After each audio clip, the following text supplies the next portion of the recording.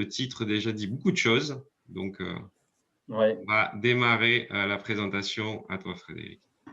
Ben, écoutez, bonjour à toutes et à tous. Bienvenue pour ce webinaire qui, comme vous le savez, est consacré à Sbase et plus particulièrement donc, à la nouvelle version 21C.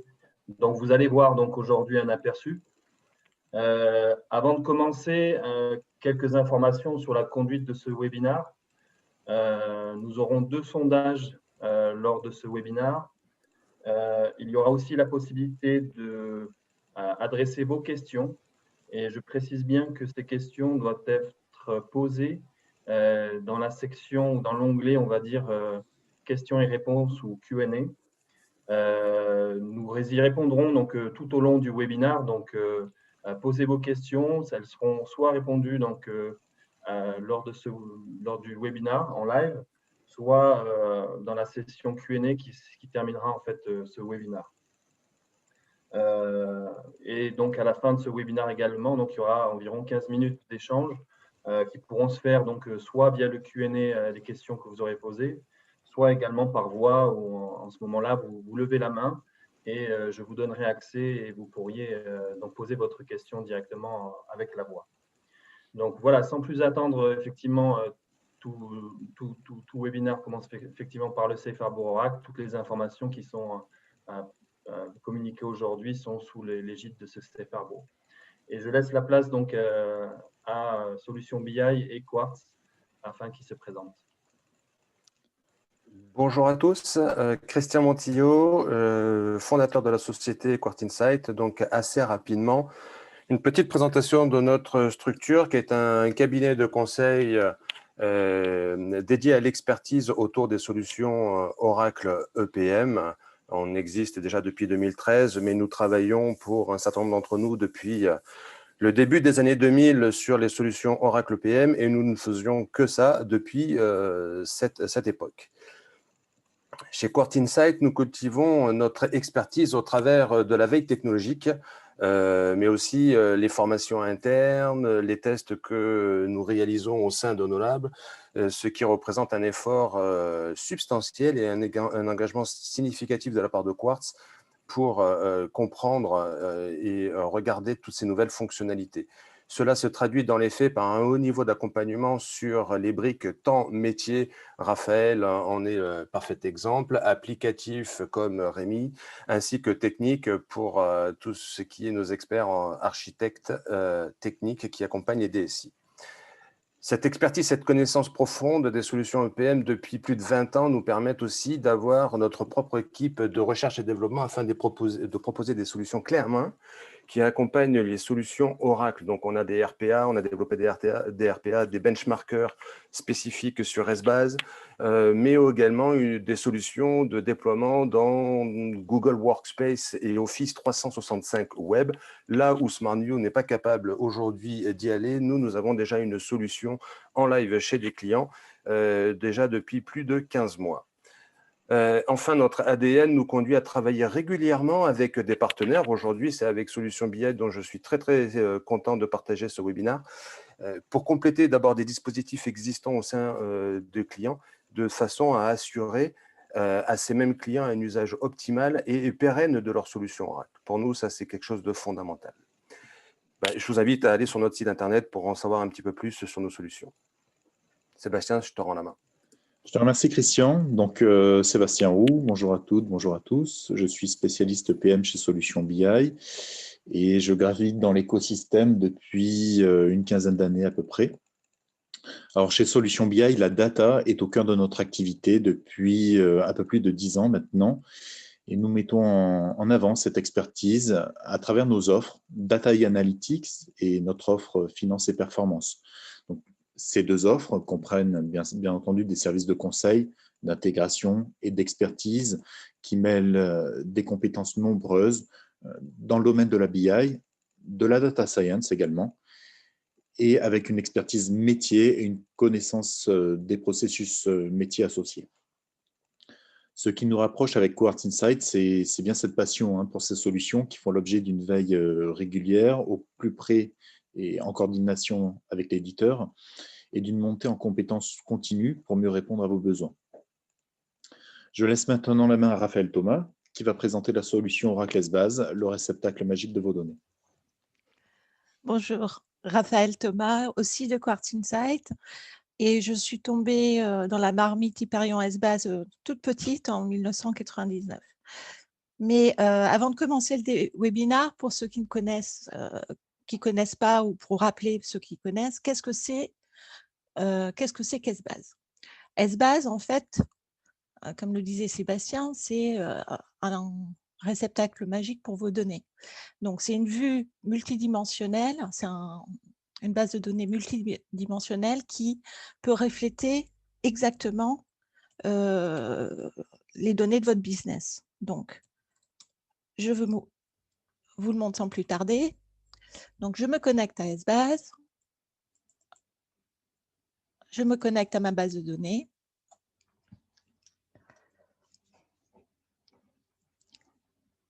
C'est un peu long pour les débuts parce que la base de données n'était pas encore chargée, mais bon, après, ça devient extrêmement rapide.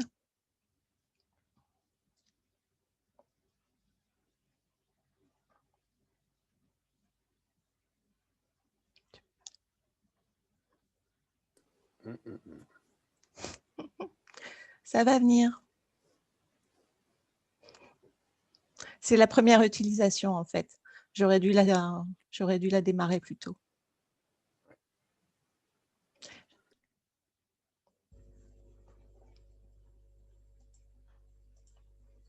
Ah, ben voilà. Donc, je vais sur l'analyse ad hoc et je vais vous montrer comment un utilisateur va faire tout seul ses requêtes. Donc, je veux voir les mesures, je double-clique, je veux ne voir que les profits, donc je ne conserve que les profits. Je suis intéressée par le marché, donc je peux faire un pivot. Les années, je vais le pivoter en point de vue. Hop. Et si je veux voir toute ma structure de marché, je peux tout développer d'un coup. Comme vous voyez, Essbase gère nativement les hiérarchies asymétriques. Donc, vous n'avez pas de génération supplémentaire ou inutile, vous avez un reflet exact de vos données. Si vous vous posez des questions sur vos données, vous pouvez aussi aller sélectionner les membres que vous voulez voir. Donc, par exemple, là, je vais choisir janvier. Je vais aussi choisir un produit, par exemple, cola. Hop. Et si je connais directement ma donnée, je peux aussi la saisir. Donc là, j'ai construit très rapidement ma requête en quelques clics. Alors ici, hop, donc voilà. Mais vous allez vous dire que ça, c'est de l'Excel. Mais ce n'est pas seulement de l'Excel parce que la donnée est totalement centralisée. Donc, si j'essaye de la modifier, par exemple ici, si je réactualise, la donnée est reprise de la base de données Excel et tout va bien. Donc, c'est une donnée qui est totalement centralisée. Vous n'avez qu'une seule version de la vérité, quelles que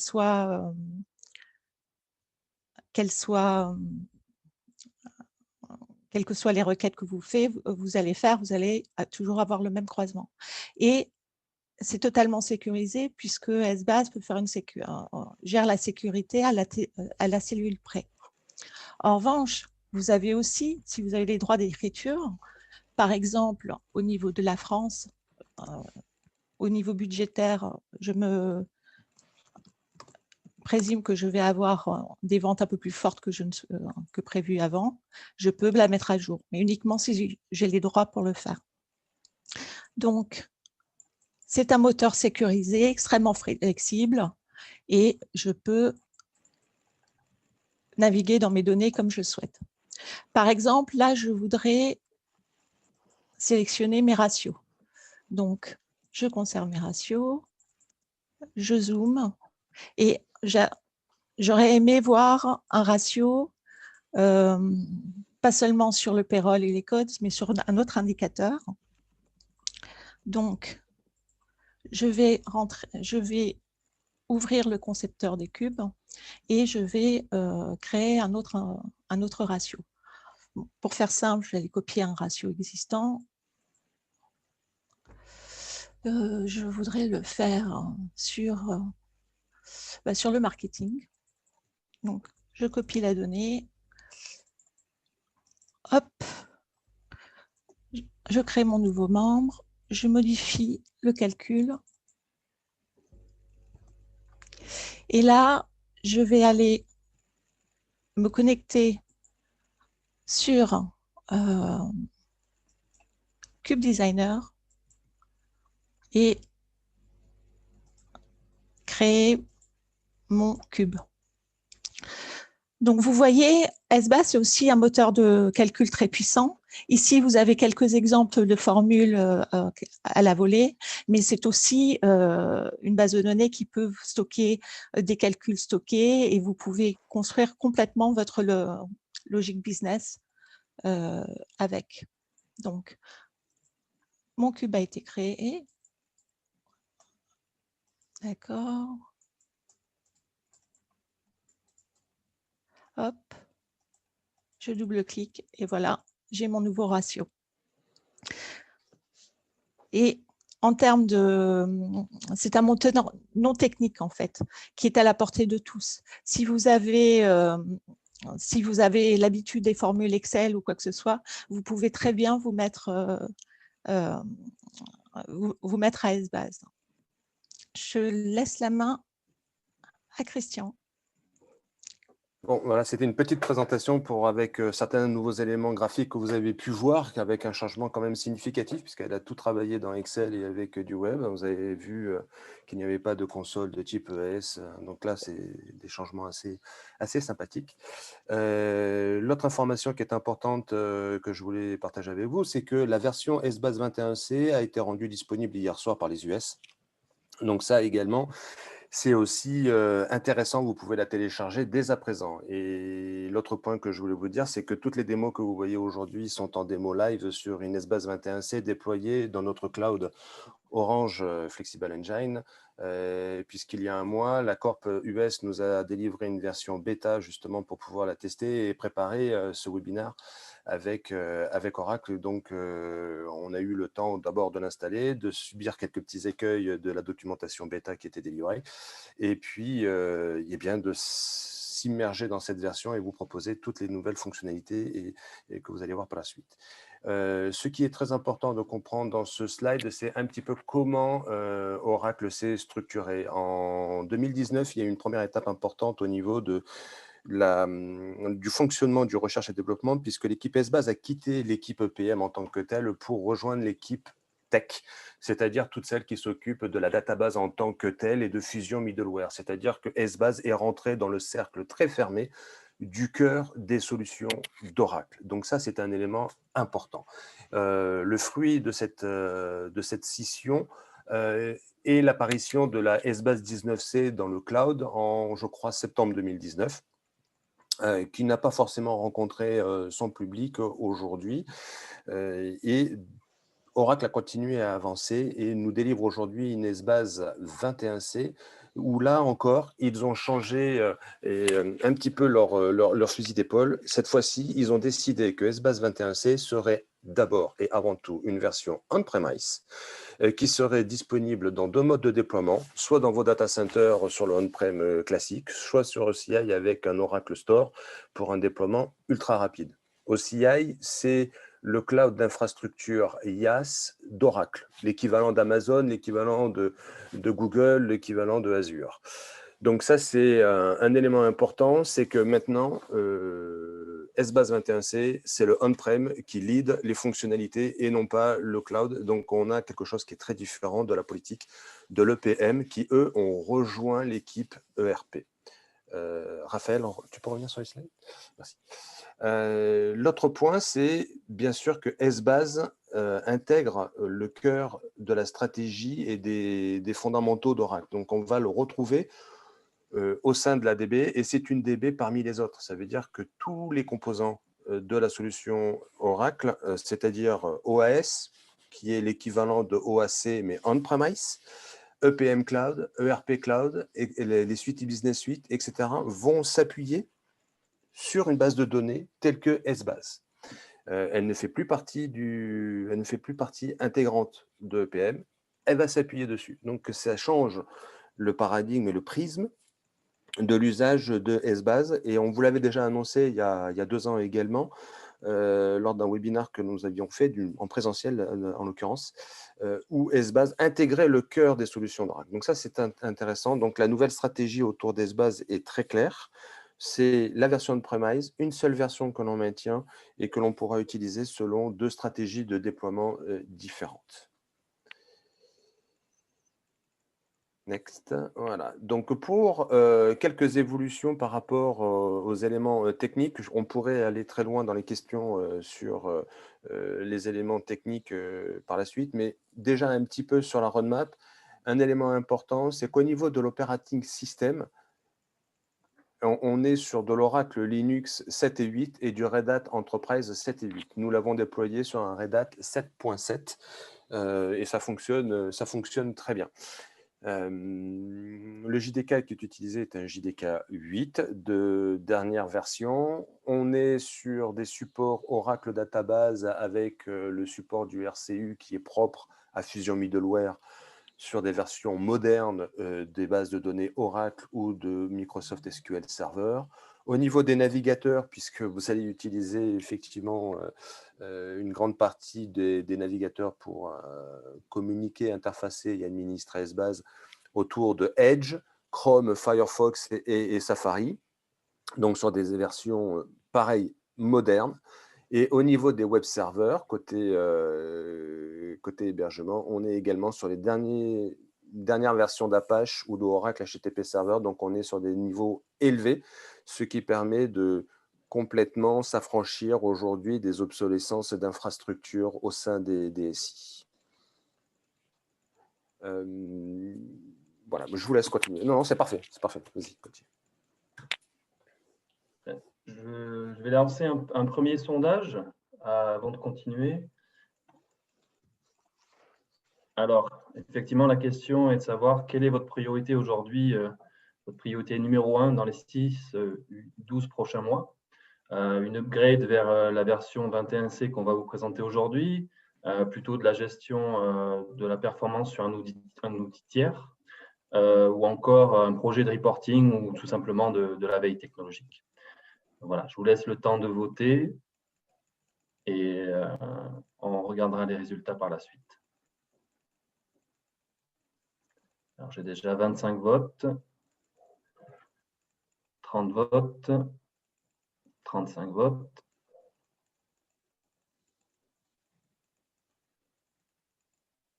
J'arrive à 40 votes. C'est le décompte.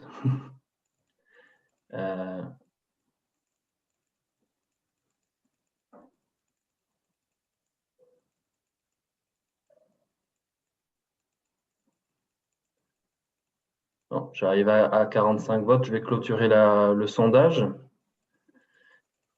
Et je vais partager avec vous les résultats. Donc, effectivement, la majorité sont surtout sur plutôt une veille technologique, mais il y a aussi pas mal, effectivement, de projets reporting BI qui sont évoqués dans les 6-12 prochains mois. Je laisse la main donc, pour continuer à Raphaël, je crois. Très bien, c'est Sébastien qui reprend la main. Je te remercie, Frédéric. Alors, pourquoi migrer vers cette nouvelle version d'SBase? Alors, en effet, comme l'a dit Christian, la matrice de compatibilité technique peut d'ores et déjà justifier à elle seule cette migration, d'autant plus avec la sortie prochaine de la version Windows. Maintenant, vous le savez, la dernière version d'SBase, la 11.1.2.4, date d'il y a plus de 7 ans. Elle a fait l'objet de très nombreux patchs, pas loin de 40, mais pratiquement aucune mise à jour majeure. Là, on va le voir, cette version 21 est plutôt révolutionnaire sur ce plan-là, puisqu'elle reprend de très nombreuses fonctionnalités issues des versions cloud et vient apporter sa part de nouveautés.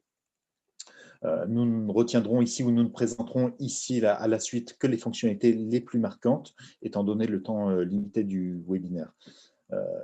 Parlons tout d'abord des fonctionnalités destinées aux populations métiers, qui sont synonymes ici de performance, d'autonomie et d'ergonomie. Alors, j'en présenterai 2 et les autres, nous les démontrerons un peu plus tard lors du webinaire. Merci Raphaël. Parlons tout d'abord en effet du mode hybride. Alors, certains connaissent le mode hybride, c'est encore une fonctionnalité malheureusement trop méconnue. C'est une révolution, d'accord, qui va permettre des agrégations en temps réel. Maintenant, avec la version 21, elle va couvrir beaucoup plus de fonctions qu'auparavant. Donc, qu'est-ce que c'est que le mode hybride? Le mode hybride va permettre de faire cohabiter le mode de calcul ASO, donc c'est-à-dire des agrégations en temps réel, avec le mode BSO que vous connaissez tous, c'est-à-dire un mode qui est ponctué de fonctionnalités de simulation, de règles de calcul puissantes. Quel est l'intérêt de combiner ces 2 modes? C'est que l'on va bénéficier de temps de calcul bien réduit en éliminant les consolidations intermédiaires. L'intérêt, c'est également de réduire l'empreinte de l'application, de réduire sa volumétrie, réduire son indisponibilité, d'améliorer les temps de restructuration et bien sûr de réduire les temps de sauvegarde. Grâce à partir de cette version SBase 21C, nous constatons que 90% des fonctions de calcul sont dorénavant supportées, ce qui est une très bonne chose pour les développements à venir. Une autre fonctionnalité concerne les Shadow Cubes. Alors, ça a l'air très technique comme ça, mais vous le savez très bien, le processus de défragmentation des bases est une opération nécessaire, voire vitale, pour garantir les performances des temps de chargement, des temps de calcul et des temps de restitution. Donc, cela va impacter directement les populations utilisateurs. Le processus de restructuration peut prendre un temps non négligeable en fonction de la volumétrie du cube concerné. Avec cette fonctionnalité de Shadow Cube, l'utilisateur continue à travailler de bout en bout, certes en lecture seule, mais de bout en bout pendant que la restructuration opère sur une copie. Alors, l'intérêt de cette fonctionnalité, c'est qu'elle permet de garantir ainsi l'accès par les filiales internationales, par exemple à votre cube, à votre application, sans mettre en place des calendriers ou des opérations spécifiques, et permet également de réserver plus de disponibilité pour vos traitements batch.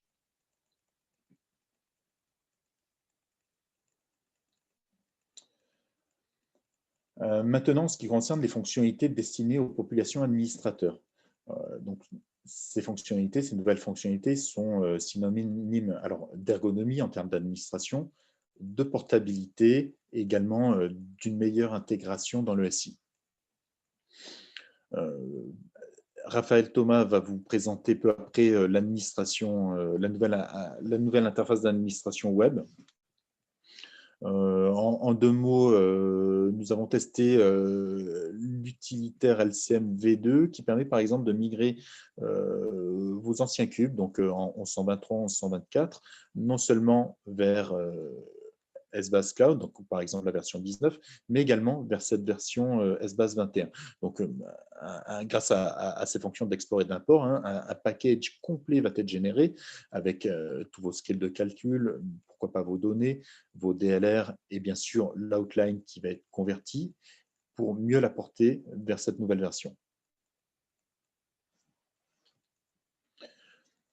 Un autre mot sur la partie administration. Donc, vous constaterez la disparition de ESSCMD, mais donc la ligne de commande traditionnelle d'SBase, mais en revanche, vous allez constater l'arrivée de l'API REST.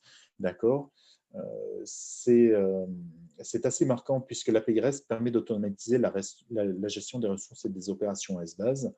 En effet, cette architecture REST apporte une bien meilleure intégration dans l'architecture du système d'information et permet de s'affranchir des contraintes de clients lourds. Je pense à Maxell, par exemple. Vous le savez très bien, les DSI sont de plus en plus exigeantes quant à l'adhérence sur le poste de travail. L'intérêt de l'architecture REST, c'est qu'elle peut s'intégrer avec tous les shells, les interpréteurs, que ce soit PowerShell, Python, pourquoi pas Perl, et reproduire ainsi les fonctionnalités de Maxell pour piloter votre serveur et vos applications. Raphaël, je te laisse reprendre la main.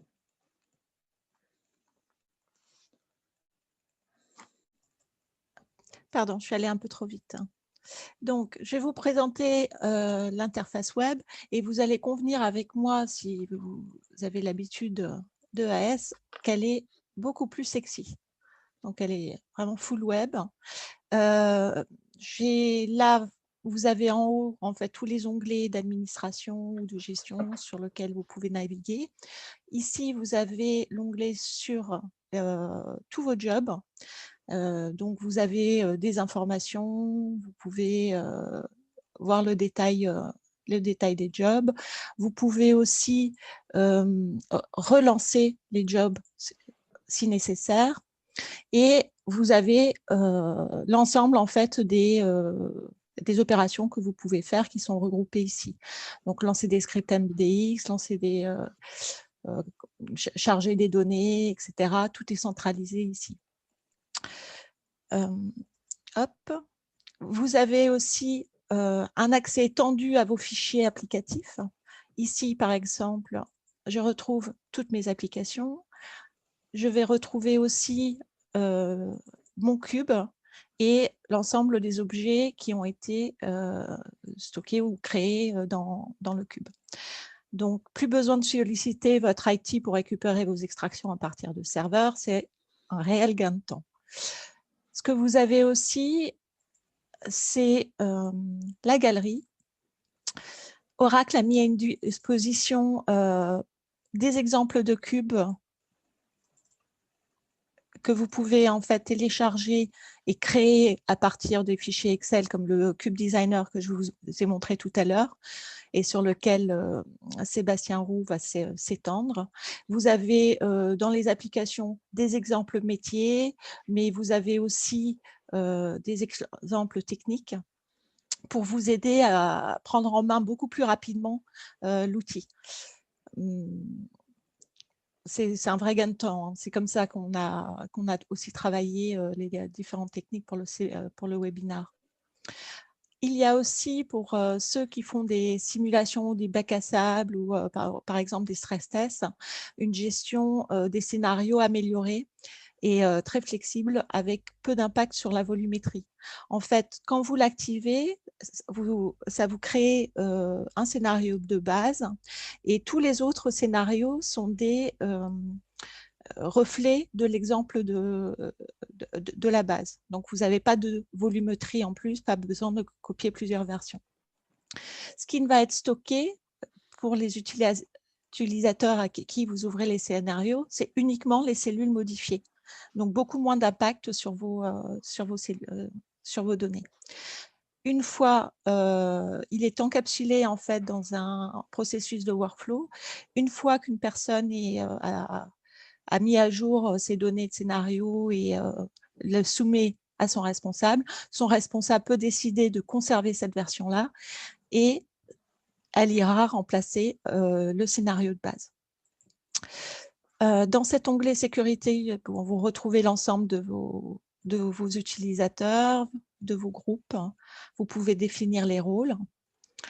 Dans cette partie source, c'est là que vous allez pouvoir définir toutes vos connexions à des bases de données externes, voire même des fichiers plots. Effectivement, le drill through devient natif dans SBase 21C. 19C aussi. Vous n'avez plus besoin d'outils tiers comme Espace Studio ou autre. C'est disponible. Sébastien vous en parlera plus par la suite. Vous pouvez vous connecter à des fichiers Excel, mais aussi à d'autres cubes Espace, aux bases de données Oracle ou d'autres types de bases de données. Et dans la console, vous allez retrouver toutes vos aides en fait pour bien administrer votre plateforme. Vous allez retrouver par exemple les add-ins, les Cube Designer extensions pour vous aider, que vous n'aurez plus qu'à télécharger, les autres outils, les clients Maxell, Vous allez aussi trouver les fonctions classiques que vous trouviez dans EAS, par exemple les sessions que vous pouvez interrompre, les statistiques en fait sur toutes vos bases de données. Donc, je trouve très sympa. Vous avez la taille de vos données, une vue sur toutes vos bases. Et dernièrement, vous avez l'académie. Dans l'académie, Oracle a mis à disposition toutes sortes de tutoriels pour vous aider et faciliter grandement la prise en main en fait de vos DES-bases. Donc, je vous invite à aller les consulter lorsque vous avez des nouveaux projets ou des nouveaux cubes. Et ici, dans Applications, vous allez trouver l'ensemble de vos applications. Il y a beaucoup de ces applications qu'on a créées en utilisant les objets de la galerie. Donc, ici, je vais me concentrer sur Back to the Future. Vous pouvez inspecter votre application. Ici, je vois qu'elle a une base de données reporting. J'y retrouve les fichiers que je vous ai montrés tout à l'heure. Je retrouve les sources de données s'il y en a ici. Vous avez aussi toutes vos settings en fait applicatifs et de cubes qui sont définis ici. Et ce qui est bien, c'est que vous n'avez pas besoin de les connaître par cœur. Vous avez ici l'ensemble des settings qui sont disponibles et avec une petite aide pour vous expliquer comment la faire fonctionner. Vous avez les permissions, donc c'est ça qui gère l'accès à votre application, à vos cubes. Vous pouvez voir les variables de substitution, les settings classiques, en fait, applicatifs, et télécharger facilement tous vos logs. Quand je suis au niveau de la base de données, je vais commencer par vous montrer l'outline. Donc, vous l'avez à la fois sur Excel, mais vous l'avez aussi au niveau du web. Et vous voyez ici l'ensemble de vos dimensions que vous pouvez déployer. À savoir, ce qui est très sympa, c'est qu'on a toutes les données dans une seule page. Et si vous voulez avoir plus d'informations, par exemple, si je veux voir ma hiérarchie, mon alias par défaut, je peux le sélectionner, le mettre tout en haut et je vois elle apparaît. Donc, vous pouvez aussi, selon vos besoins, modifier ce que vous voyez dans l'éditeur de l'outline. Ensuite, sur les cubes, qu'est-ce que vous allez voir? Ici, c'est ici que vous définissez si vous voulez ou non avoir des scénarios sandbox. Donc, comme vous voyez, ça supporte un grand nombre. Vous allez voir des informations générales sur vos dimensions. Vous allez retrouver les fichiers, tous les fichiers qui sont disponibles en fait sur votre base. Et vous avez dans les scripts, dans vos scripts, vous avez un endroit qui centralise l'ensemble de vos scripts. Donc, des scripts de calcul, mais aussi vos drill through, vos rapports de drill through, vos scripts Maxell, vos scripts MDX, les report scripts et évidemment toutes vos DLR. Donc, tout est centralisé ici. Vous allez aussi voir, c'est ici à ce niveau-là que vous allez définir vos filtres S-base. Donc, comme je vous rappelle, c'est vraiment une sécurité à la cellule près. Mais aussi, vous pouvez faire de la sécurité sur vos métadonnées. Par exemple, si je suis responsable de la France, je ne verrai que mon entité France, je ne verrai pas mon entité Allemagne, à la fois au niveau des données, mais aussi de la métadonnée. J'y retrouve les variables, les locks éventuels, les différents settings de l'application, les données statistiques. Et, chose importante, vous avez une piste d'audit très évoluée. Vous voyez qui a fait une saisie, à quelle heure, quelle est la valeur avant, quelle est la nouvelle valeur, et tout ça exportable sur Excel. Vous gérez ici vos partitions. Il est peut-être juste important de dire qu'effectivement, Oracle se doit d'être compliante avec la règle SOX qui est très contraignante aux États-Unis. Et donc, voilà, les pistes d'audit sont très poussées au sein d'Esbase maintenant. Et on se rend compte que de plus en plus de DSI, pour des raisons de sécurité, nous demandent aussi d'implémenter ces pistes d'audit. Tout à fait. Et le dernier point qui n'est pas activé, c'est que vous avez un module de gestion de devises. Et je vais passer la main à Sébastien.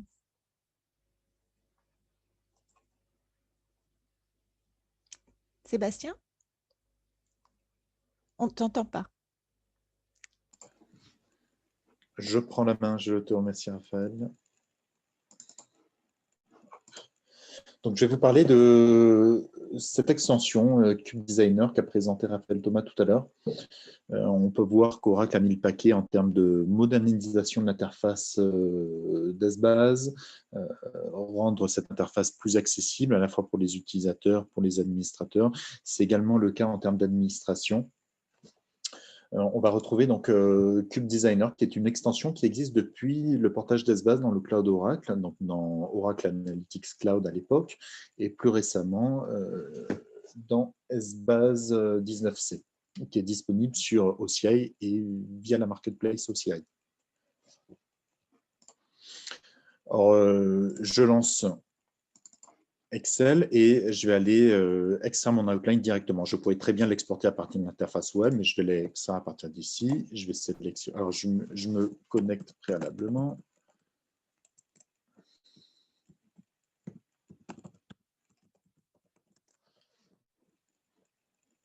Je sélectionne l'application qui m'intéresse, dans notre cas Back to the Future.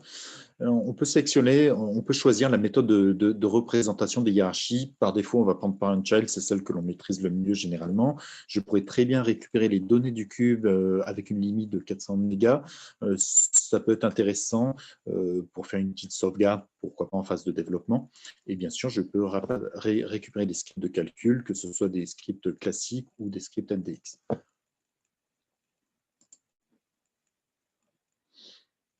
Donc, c'est assez instantané. Je ne veux pas voir la log. Plusieurs onglets sont matérialisés. Donc, tout d'abord, des propriétés plutôt techniques. Donc, ici, on va retrouver un peu la structure de mon cube, d'accord, de mon application, les axes, la typologie des dimensions, la typologie de stockage. On va retrouver des paramètres un peu plus génériques. Ce qui est intéressant ici, c'est qu'on va retrouver toutes nos variables de substitution. Donc, c'est bien, ça permet de les consigner, de les sauvegarder, pourquoi pas de les faire évoluer à partir d'ici également. Et ainsi que les settings de configuration, d'accord, ce que l'on retrouve traditionnellement dans le sbase.cfg.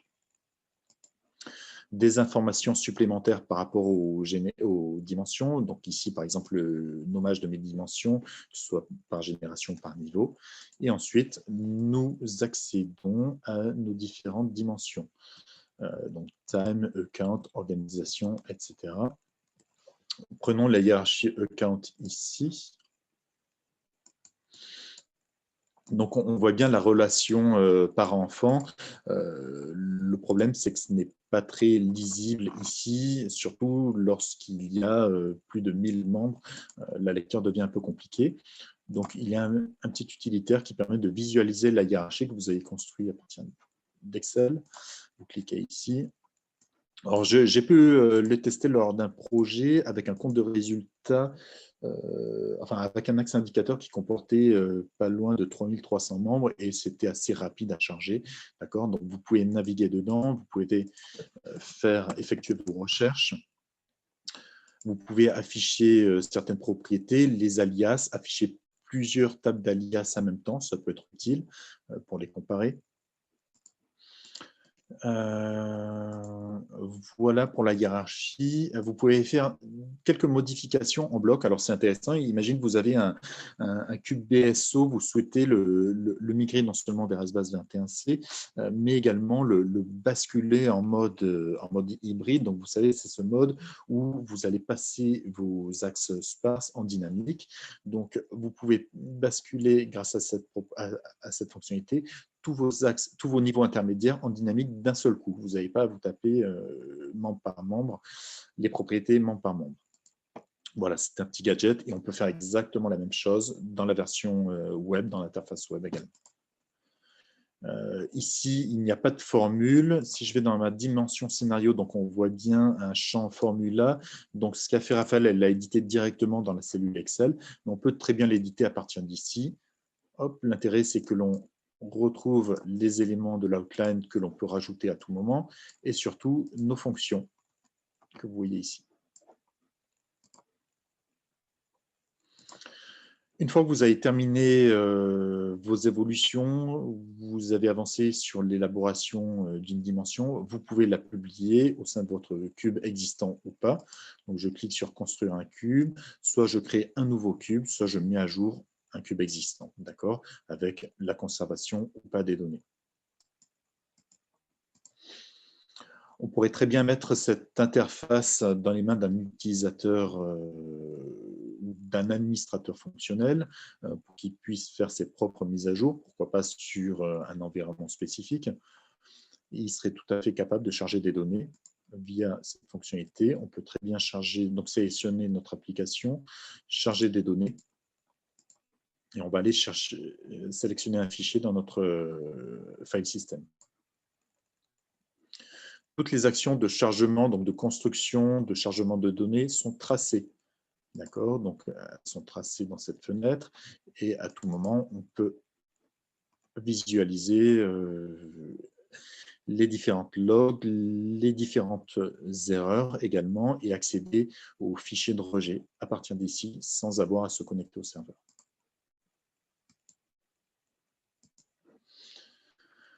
Une nouveauté avec cette version, c'est le fait de pouvoir lancer des calculs statistiques ou générer des statistiques pour optimiser le cube. Je vais changer de présentation. Tac. Donc, il suffit d'ouvrir un classeur d'application, donc une outline à travers QDesigner, et de lancer cette optimisation de cube. Donc, l'intérêt, c'est ici de benchmarker l'application afin d'en retirer des statistiques. Donc, ici, on a ce calcul de la baseline, d'accord, donc qui a été traduite par la ligne de tendance. Hein. Donc, on va analyser l'existant, générer des statistiques. L'intérêt, c'est en effet évaluer l'architecture, donc votre structure, et dégager ainsi les performances de l'application, le nombre de blocs, la volumétrie, les temps de requête. Alors là, ce n'était pas le cas, mais vous pouvez définir des requêtes en MDX dans votre classeur qui vont être exécutées les unes à la suite des autres. Et cela va permettre, encore une fois, de benchmarker, de générer des statistiques.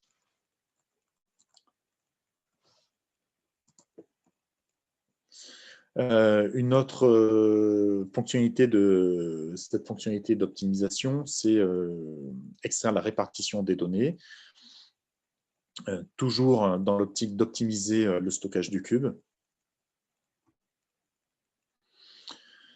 Cette étape qui est assez importante lors de résolution des calculs, puisque vous le savez, à partir de cette version d'Esbase, même à partir des premières versions cloud, le tout PassCalc devient inopérant. Il est remplacé par le solve order, qui est une notion que l'on retrouve dans les cubes ASO. Le solve order est beaucoup plus pertinent, beaucoup plus précis et va vous permettre de mieux articuler l'ordre de vos différents calculs de membres. Donc, vous pouvez le benchmarker à tout moment. Et encore une fois, l'objectif ici, c'est de réduire, par exemple, les temps de restitution. Dernière étape, c'est estimer le cache de calcul.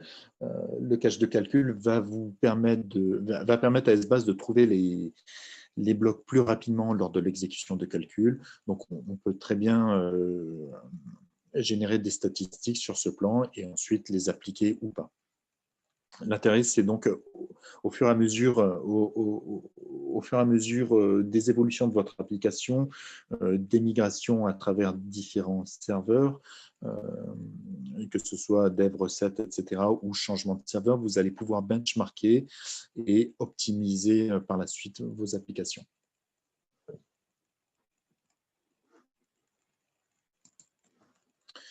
Je vais repasser sur une fonctionnalité qu'a évoquée Raphaël rapidement, c'est la fonctionnalité de drill through. Qu'est-ce que le drill through? Donc, le drill through, c'est l'accès aux transactions ou aux écritures comptables qui sont généralement situées qui sont stockées dans un data warehouse, d'accord. L'intérêt, c'est de pouvoir y accéder directement à partir d'Esbase, à partir de montants agrégés. Donc, basculer d'une vision agrégée à une vision beaucoup plus détaillée, donc avec ces fameuses transactions. Jusqu'à maintenant, ça pouvait se faire, mais il fallait passer par des outils tiers de type EUS pour ceux qui l'ont connu ou plus récent, Esbase Studio. Esbase Studio, comme EUS précédemment, nécessitait un paramétrage assez fin, la définition d'un référentiel, et ça pouvait être assez lourd comme processus. Dorénavant, l'opération est plutôt simplifiée. Vous définissez votre connexion, donc la connexion vers une source, ça peut être bien entendu un data warehouse dans une source relationnelle, pourquoi pas un cube Esbase, et la nouveauté, un fichier, au même titre que Financial Data Management. Vous pouvez très bien faire du drill à partir d'un fichier. Or là, l'intérêt, c'est que vous pouvez driller à partir de niveaux agrégés vers du détail, encore une fois situé dans un fichier, une base de données ou un cube Esbase. Ensuite, nous allons définir des propriétés propres à ma source de données. Donc ici, mon fichier. Donc par exemple, tout ce qui est en tête, les colonnes et leur typologie. Et ensuite, il ne reste plus, une fois que la source est définie, il ne reste plus qu'à... je ne vois plus mes applications. Une fois que les sources sont définies, il ne reste plus qu'à définir la fonctionnalité de drill. Donc, je vais dans mon cube Back to the Future. Hop, inspect. Voilà, je vais retrouver mes scripts ici, puisqu'en effet, je pourrais très bien avoir plusieurs rapports de drill through qui, pourquoi pas pour une même cellule, pointent vers différentes sources de données. Alors, je vais paramétrer ici le mapping entre les colonnes, donc entre les colonnes qui se trouvent dans ma source de données, que ce soit un cube, un fichier, une base de données, et ensuite mapper par rapport à mes dimensions. Je vais définir le niveau de zoom. Ici, par défaut, on va zoomer vers des niveaux 0. Et ensuite, la dernière étape, c'est définir mon périmètre de zoom. En effet, tous les périmètres ne sont pas forcément drillables, ne sont pas forcément ouverts à l'accès aux détails. Donc, je peux très bien définir plusieurs régions.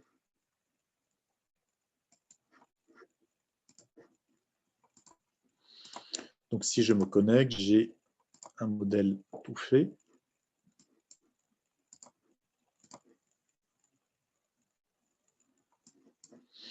Donc, je vais partir d'un niveau agrégé, par exemple gross margin, un double-clic. Voilà, et l'opération de drill, donc d'accès aux détails, a lieu. Donc, comment ça fonctionne? Lors de l'opération, lors de ce processus, le point de vue va être capturé et va être utilisé pour restituer les données à ce croisement. La nouveauté avec cette version et également avec les versions cloud, c'est qu'on peut zoomer, enfin on peut driller à partir de plusieurs cellules différentes. Donc, je fais exploration amont. C'est pris en compte, cela fonctionne très bien.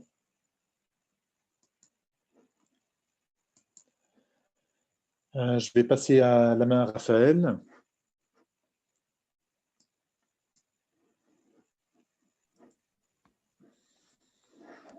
Je partage mon écran. Hop. D'accord. On vous a parlé des moteurs de calcul V2. Effectivement, Oracle a rajouté beaucoup de nouvelles fonctionnalités et de calculs très puissants dans la 21C. Et malheureusement, on ne peut pas tout vous montrer. Donc, je vous en montre quelques exemples. On va vous en montrer quelques exemples. Alors, ici, j'ai une analyse pour l'Europe. Je suis responsable de l'Europe. Vous voyez que dedans, j'ai plusieurs pays. tous les produits ne sont pas représentés parce que les États-Unis, enfin, le Royaume-Uni et l'Allemagne ne vendent pas tous les produits. Et ici, j'ai en fait un déploiement de l'ensemble de mes pays et produits. D'accord? Donc, je vais exécuter un calcul qui s'appelle Grid Tuple. Et en fait, vous voyez en variable que j'ai mis plusieurs dimensions. Quand je lance le calcul, hop, et je fais un retrieve, il m'a calculé en fait une initialisation du budget à partir de l'année dernière sur les croisements de ma feuille. Et quand je vais dans l'ensemble des croisements, ce que je vois, c'est qu'il n'a fait le calcul que sur ces croisements-là. C'est-à-dire deux choses, c'est beaucoup plus rapide parce que vous n'impactez que les cellules qui ont été modifiées, mais aussi l'avantage, c'est que ça vous donne un calcul qui peut être complètement générique et utilisé uniquement sur leur périmètre par vos utilisateurs. Donc, c'est très puissant aussi en termes de maintenance. Donc, ici, j'ai mis plusieurs exemples de dimensions, mais la fonction GridTuple, en fait, elle est juste là. Vous pouvez mettre vos dimensions en dur aussi, mais c'est une simple fonction qui rend vos calculs entièrement génériques. Et je vais repasser la main à Sébastien.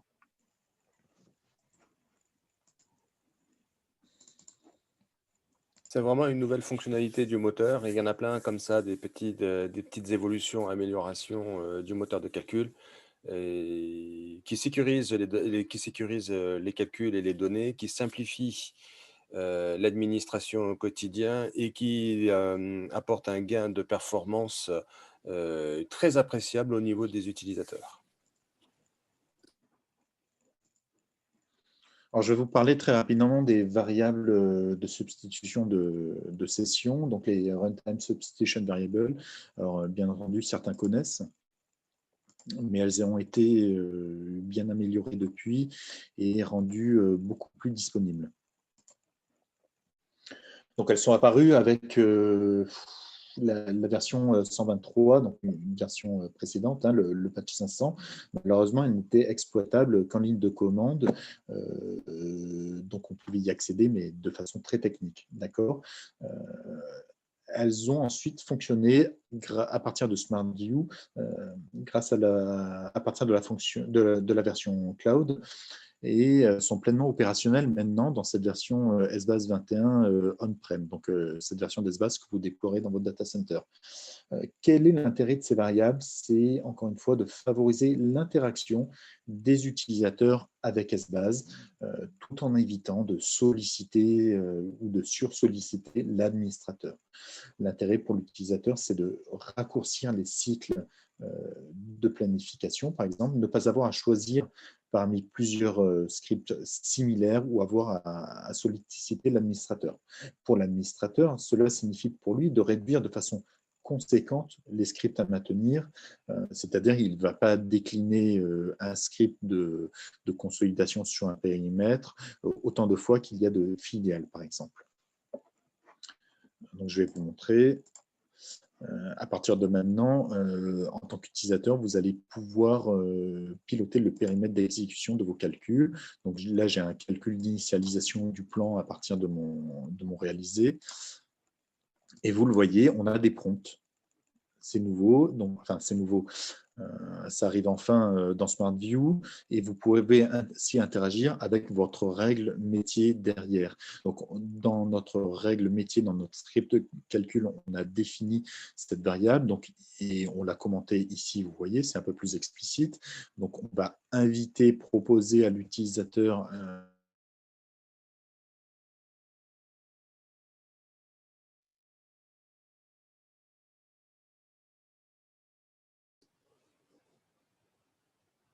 de sélectionner un scénario.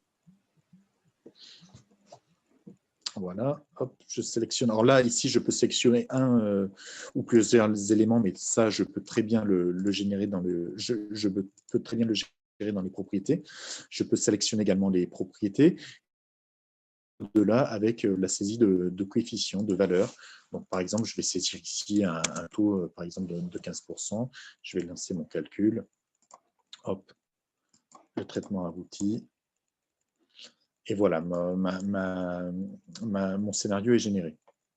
Alors, comment ça se passe pour les plus techniciens? Je vais faire un script de calcul classique, d'accord, où je vais faire une copie vers mon scénario cible, puis une consolidation. Et avant ça, j'ai un en-tête à définir, d'accord. Donc, un premier en-tête pour le choix du scénario, dans lequel je vais définir donc, ma variable que j'ai appelée RTSV plan version. Le nommage est toujours important pour plus de lisibilité. Une petite description qui apparaîtra dans l'interface SmartView. Le type de membre que vous allez sélectionner, si c'est un membre, si c'est une valeur, du choix multiple ou pas, etc.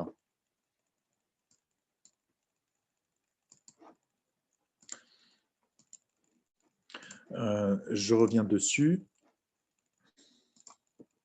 Donc là, c'est plutôt une bonne avancée qui va donner beaucoup plus d'autonomie aux utilisateurs, encore une fois, et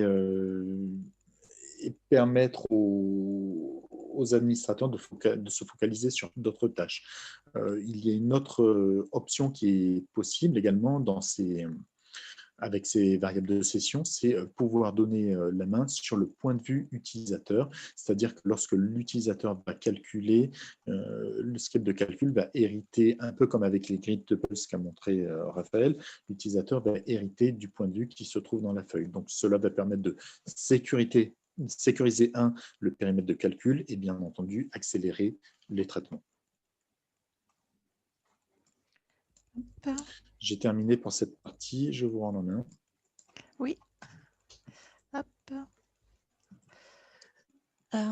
Donc, une autre fonction qui est très très puissante dans Espace, c'est MDX Insert. Alors, je vais vous expliquer ce que c'est. MDX, en fait, est un langage de requête et de calcul multidimensionnel qui est très populaire et qui est, par exemple, employé dans les cubes ASO ou sur SSAS.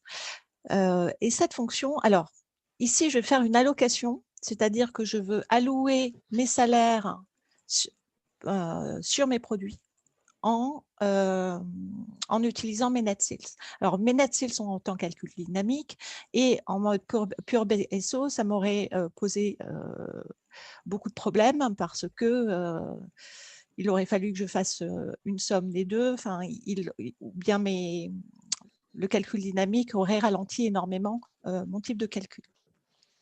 Donc, je vais lancer mon calcul en script MDX. Le voilà. Hop. Il a abouti. Je double-clique et hop. Et j'ai mes informations. Et je vérifie bien que les montants sont ceux que j'attends. Je vais vous montrer à quoi ressemble ce script MDX. Hop. Donc, la fonction, en fait, s'appelle insert. Donc, on l'appelle MDX insert. Ça calcule à la volée la formule d'allocation que vous voulez faire et ensuite pousse les informations directement dans la base, donc avec un insert. Donc, ce qui veut dire que ça ignore complètement les calculs dynamiques, tout est calculé en cache et puis poussé. Et c'est beaucoup, beaucoup plus puissant et beaucoup plus rapide en fait qu'une formule d'allocation BSO.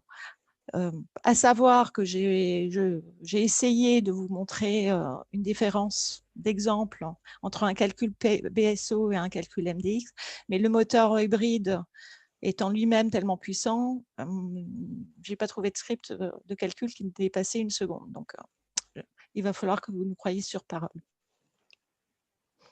Hop. Donc, je vais retourner à la présentation. Et je laisse la main à Frédéric Hémy.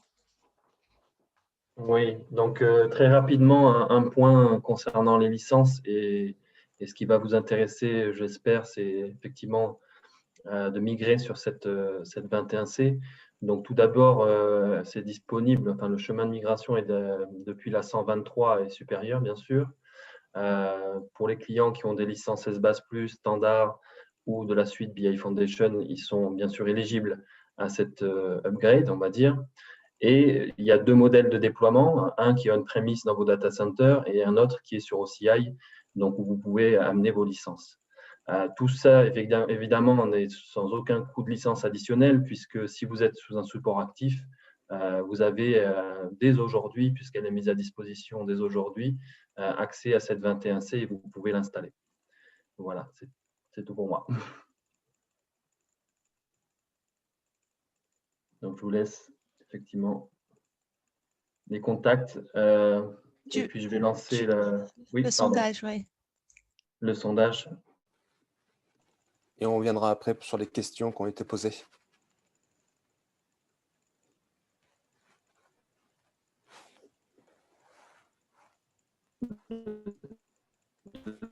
Deuxième sondage. La question est de savoir effectivement quelles solutions plutôt officielles via email, avoir une réunion avec Oracle ou bien QuartInsight ou Solution BI. Enfin, voilà, une autre session pour avoir plus d'informations. Et la dernière fois, effectivement, la dernière réponse, les informations qu'on a communiquées aujourd'hui vous satisfaisent. Donc, je laisse encore du temps pour répondre. 25 personnes qui participent, 30 personnes.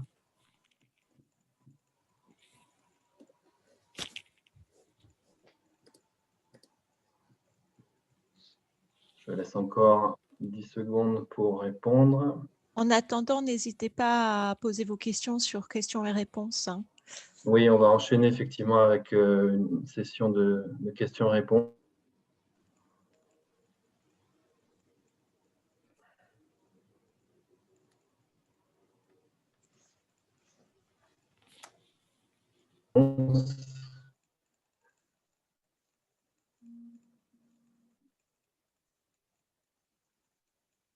Ok, ben, je termine le sondage et je partage avec vous les résultats. Donc, la majorité effectivement a exprimé que les informations communiquées ont répondu aux attentes et qu'il y a aussi voilà, d'autres demandes sur des envois d'informations email ou autres sessions. Donc, on réfléchira effectivement à éventuellement faire une session avec, comme l'ont précisé les intervenants, hein, on a démontré une partie des fonctionnalités. Donc après, effectivement, il y a encore beaucoup de choses à découvrir.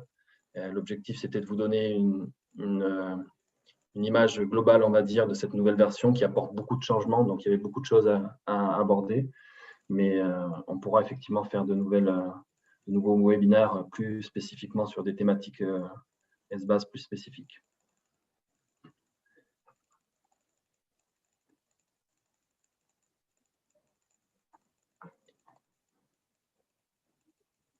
Donc, il y a encore des questions. Si vous le souhaitez, donc, il est possible de directement interagir avec nous. Je peux ouvrir le micro pour certains d'entre vous. Il suffit que vous leviez la main et je peux effectivement vous ouvrir le micro si vous souhaitez discuter. Sinon, je vois qu'il y a encore deux questions ouvertes sur la… Oui, on va peut-être les reprendre une à une. Il y a eu une question de monsieur Thomas Redel concernant les différences entre SBAS et SSAS. Bon, l'idée n'est pas forcément de rentrer dans le détail ici parce que ce sont des philosophies qui sont un petit peu différentes entre SBAS et SSAS parce que ce sont deux moteurs d'analyse qui sont basés sur des technologies à la base différentes. SBAS est le numéro 1 mondial de l'analyse multidimensionnelle, là où SSAS est plutôt c'est basé sur du roll-up, donc avec un appui sur une base de données relationnelle. Donc, l'état d'esprit est un petit peu différent sur le mode de fonctionnement du moteur.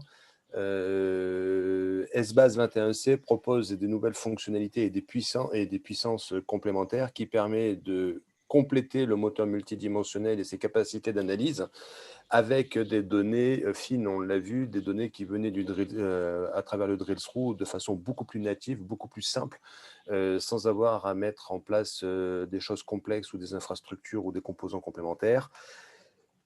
Donc, ça permet d'avoir les données agrégées dans SBase et d'aller dans les capacités d'analyse sur des données provenant de fichiers plats de bases de données diverses et variées. Et d'ailleurs, il y a une autre question relative au drill through qui concerne la partie SAP. Sébastien, je n'ai pas vu effectivement dans la liste des connecteurs SAP. On a des connecteurs standards de base de données, fichiers plats. On n'a pas de connecteur standard SAP.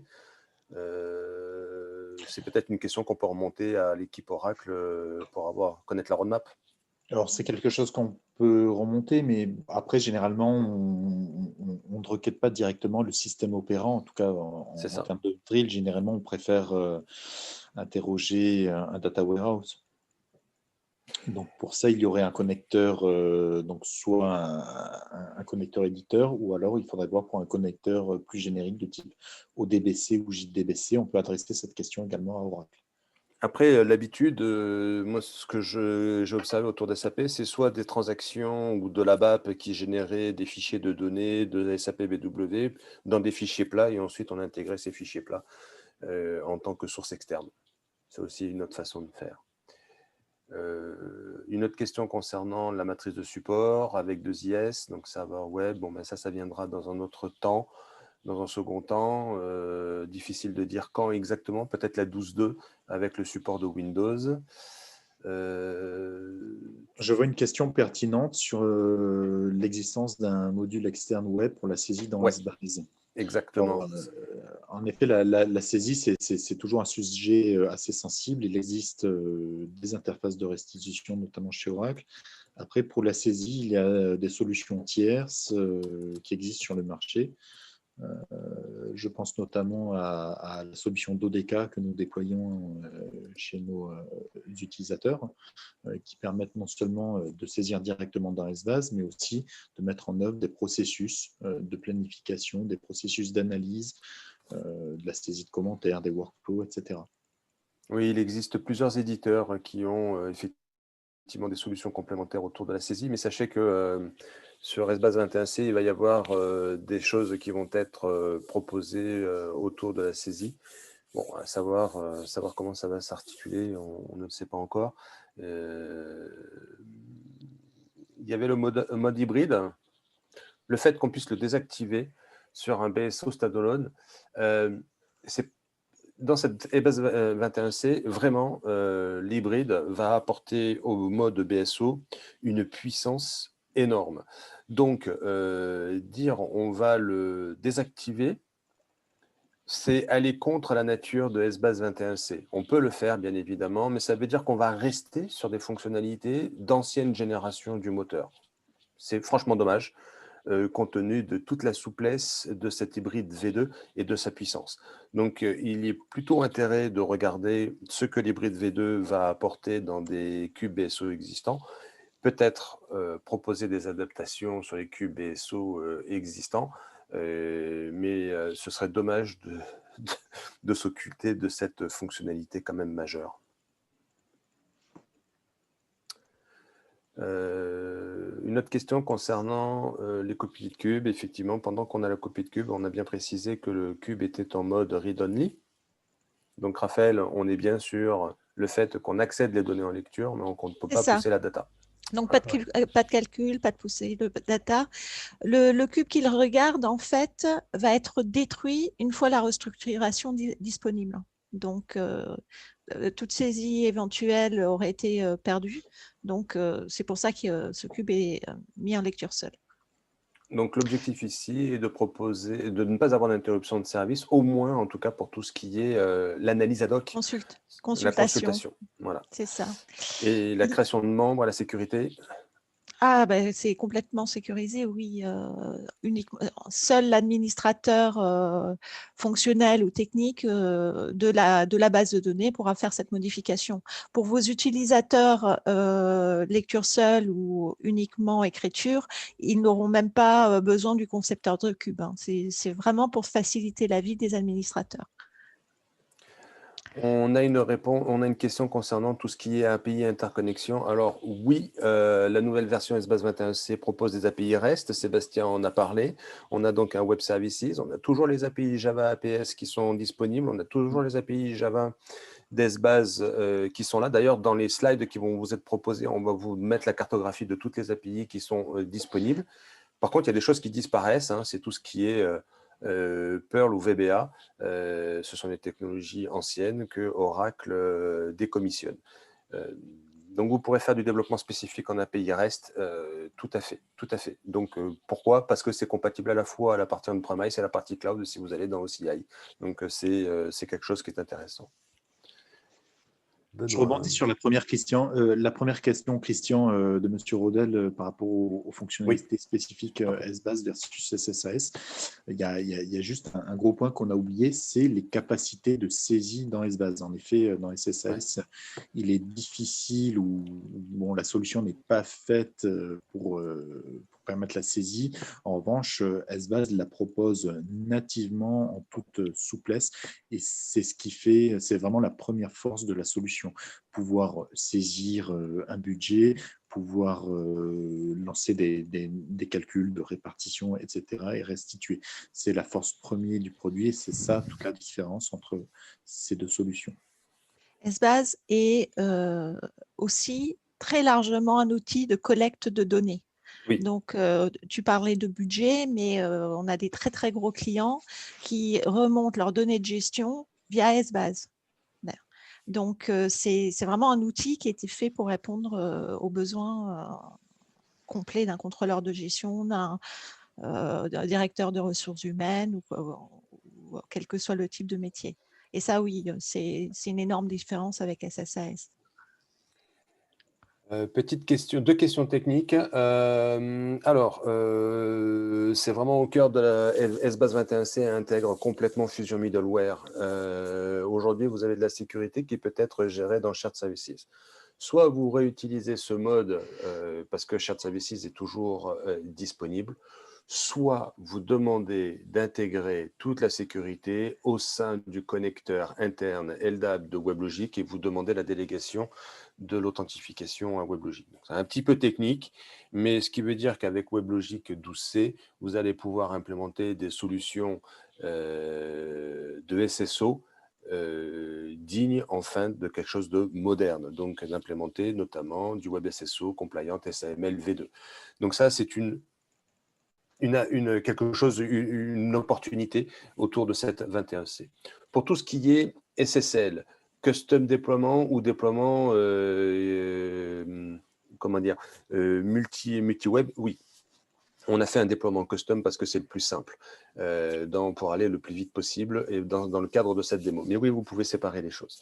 Le SSL, en fait, avec WebLogic 12c, vous allez utiliser le TLS 1.2. Alors, excusez-moi, c'est encore une norme d'encryption des données au niveau du réseau, mais qui permet un niveau de sécurisation qui est très élevé et peut-être même supérieur au HTTPS. Ça, c'est une question de point de vue, mais les DSI, de plus en plus, se préoccupent du TLS plutôt que de simples certificats SSL. Et le SSL offloading, bien sûr, il est encore supporté avec du load balancing frontal sans aucun problème. Donc, on retrouve des capacités d'architecture et de déploiement qui sont liées à toute technologie autour de Fusion Middleware assez standard et classique. Une question de Wafa. Est-ce qu'une version planning connectée à cette version d'SBase? Alors, en théorie, pour l'instant, non, à date, mais oui, dans le futur. Comme je l'ai précisé en préambule dans la roadmap, c'est le nouveau connecteur va être SBase 21C. C'est-à-dire que la version SBase 11.1.2.4 aujourd'hui est supportée parce qu'il y a la 11.1.2X et qu'il n'y avait pas d'autres versions d'SBase disponibles sur le marché à ce moment-là. Mais maintenant que la version SBase 21C est sortie, les connecteurs de planning vont s'adapter et vont aller vers SBase 21C avec un SBase 11.1.2.4 qui va mourir de sa belle vie dans les prochaines années. Ça va demander un petit peu de temps, c'est une question de roadmap. Mais oui, ça va se faire avec une véritable interconnexion de planning et d'autres composants, hein, Financial Reports également, ou d'autres. Des questions techniques hein, encore. On va pouvoir backuper SBase sans le mettre en read-only, point d'interrogation. On n'est pas encore tout à fait sur du transactionnel. Donc, je dirais pas encore. Laissez-moi le temps de checker en détail ces fonctionnalités-là, mais je dirais non, on sera encore en read-only pour éviter toute corruption du cube. Quid de connexion avec Google, authentification Google pour cette version? Eh bien, rien, Raouda. Il n'existe toujours pas de version SmartView qui soit totalement compliante Office 365 Web, c'est-à-dire disponible depuis le marketplace de Microsoft, ou il n'est même pas pour l'instant prévu. C'est peut-être dans les tablettes et dans les réflexions de la part d'Oracle, mais en tout cas, il n'y a rien sur la partie Google. Pour ça, je vous invite à regarder ce que nous avons fait autour de Keybase, puisque nous avons une véritable solution qui se déploie sur Google Slide, Google Sheet, mais aussi Office 365 Web, directement dans le marketplace de Google et dans le marketplace de Microsoft, donc avec 0 déploiement poste de travail et entièrement intégré aux solutions Office. REST Web Services, j'attendais. Sont-ils des data sources comme Oracle, SBase? Alors, je ne comprends pas bien la question, Cyril. On pourra peut-être en rediscuter, mais je ne comprends pas le sens de ta question. Je vais prendre la dernière question d'Olivier Vas-y. Rochon. Alors, les filtres SBase se comportent de la même manière que les versions précédentes, effectivement.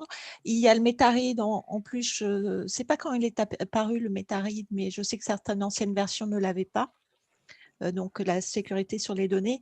Mais une des fonctionnalités qu'on ne vous a pas montré aujourd'hui, c'est la capacité de gérer des filtres dynamiques.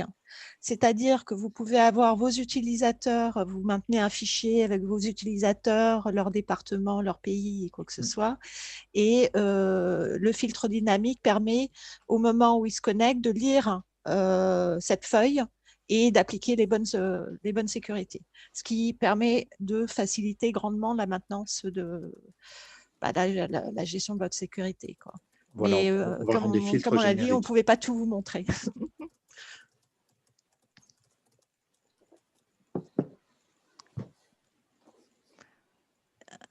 Il n'y a plus de questions?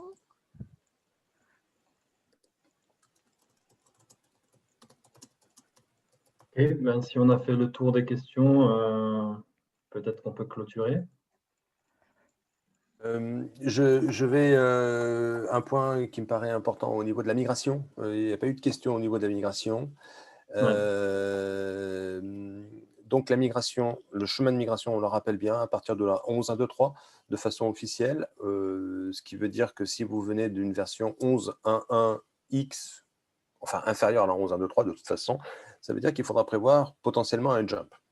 L'autre point qui me paraît important, c'est notez bien l'arrêt de ESS commande. Maxell est repris, on a des nouvelles fonctionnalités de Maxell, mais ESS commande n'existe plus. Je sais que certains clients ont un historique significatif autour de ESS commande. Donc, attention à cette migration. Si vous êtes avec de l'ESS commande, il faudra prévoir au préalable une transformation de l'ESS commande en Maxell. Il y a des fonctionnalités qui existent et des outils de migration. Bon, voilà. Hello. Oui. Is there an English version available? Oui. Sure. Pour y répondre, en fait, tu veux que je réponde en anglais? Ouais, je pense. To answer that, yes, there is an English version available. It will depend on your browser and your OS. There's a Chinese version available, a Japanese version. The Oracle supports a lot of different versions, languages. And if you Right. And if you need more answer, don't hesitate to contact us, and we can provide you any information in English, because this presentation is only in French, and the video will be available in French. Esbase supporte-t-il DRM? Christian? Ou le contraire. Ou le contraire. DRM peut supporter Esbase 21C. DRM peut produire un fichier plat de métadonnées que l'on peut intégrer à partir du moment qu'il est au format Esbase 21C, après avec le build intégré de Esbase 21C. Maintenant, est-ce qu'il y a un connecteur direct de DRM vers Esbase 21C? Sébastien, je ne crois pas qu'on ait vu quelque chose là-dessus. Non. Non, je n'ai pas vu. Mais je pense que ça va venir. Esbase 21C étant au centre des préoccupations d'Oracle, alors tous ces composants DRM étant la version on-premise, il va y avoir dans le cloud, il y a aussi, comment il s'appelle la partie cloud qui gère les métadonnées, Sébastien? On ne se souvient plus. En tête. Bon, je pense qu'on aura plutôt dans la partie cloud du gestionnaire de métadonnées des liens vers Esbase 21C en premier plutôt que sur un DRM. Sachant qu'encore une fois, l'interface REST API facilitera grandement l'intégration, hein, puisqu'on peut très bien faire des chargements de dimensions, des chargements de données via cette interface. Donc ça devrait faciliter l'intégration des briques périphériques. Est-ce que la database session is available in English version? Okay. Le DMCS. Merci Eric, DMCS. Bon, je pense qu'on a répondu à beaucoup de questions. Ah, ce qu'il demandait, c'est s'il y avait des sessions en anglais. Si le webinaire, en fait, était disponible en anglais, ben non. No, not yet. Not yet. Probably there is some different customers in Europe that want to be updated about this version in English. So we will work on that with Oracle for other European people. So probably we can provide a specific webinar in English. We can also bring specific webinar for our customers based in Canada or in the US as well. C'est quelque chose qu'on peut faire, en effet, traduire pour d'éventuelles demandes. Comment est gérée la récupération des backups? Alors, sur le on-prem, vous restez, d'ailleurs même sur la partie OCI, vous restez totalement maître de la plateforme. Il faut comprendre que ce n'est pas du cloud. C'est-à-dire que ce n'est pas du SaaS à proprement parler. Donc, ce n'est en aucun cas une boîte noire. Vous avez en totalité la main et la maîtrise de cette version Esbase. Vous allez pouvoir continuer, pour ceux qui adorent ça, mettre les mains dans le cambouis et donc mettre en place des procédures d'exploitation qui seront particulièrement adaptées à vos besoins et vos contraintes IT et métiers. Donc, vous aurez accès aux ressources pour pouvoir récupérer vos backups.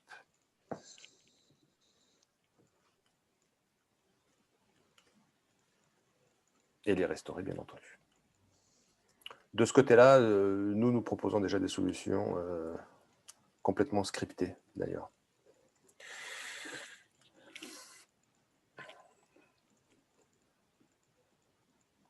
Je ne vois pas d'autres questions arriver, mais n'hésitez pas. Non, je pense que c'est bon. Oui, et puis le but, c'est de continuer effectivement la conversation. C'était un peu le but du dernier sondage que j'avais lancé. Et effectivement, de voir avec Solution BI ou Quartz si vous avez des projets actuellement et comment vous souhaitez procéder pour la suite. Ça peut être de différentes manières selon vos besoins. Dépend aussi de la maturité de vos projets et où vous en êtes. Mais effectivement, l'idée, c'est de garder contact avec nous et effectivement de suivre ensemble l'évolution de vos projets et comment on peut vous aider. Donc, Christian, Sébastien, si vous pouviez conclure ou ajouter quelque chose avant qu'on n'a plus de questions. Donc, alors, moi, je vais juste rajouter un petit mot autour de cette version SBase 21C. Cela fait longtemps qu'on n'avait pas vu un tel nombre d'évolutions en même temps dans une même release majeure autour de SBase. On l'attendait, ça faisait 10 ans qu'on attendait une version comme celle-ci. On a quelque chose qui est foncièrement moderne d'un point de vue infrastructure, IT, technique, mais on a gagné en souplesse, en flexibilité, en puissance de calcul, de façon inégalée jusqu'à présent, et on se retrouve par rapport à la concurrence. Ben voilà, je pense que SBase était, reste et sera encore le numéro 1 demain. Je pense que le challenge est relevé par Oracle et nous sommes très contents d'accompagner ce challenge pour le réussir tout simplement.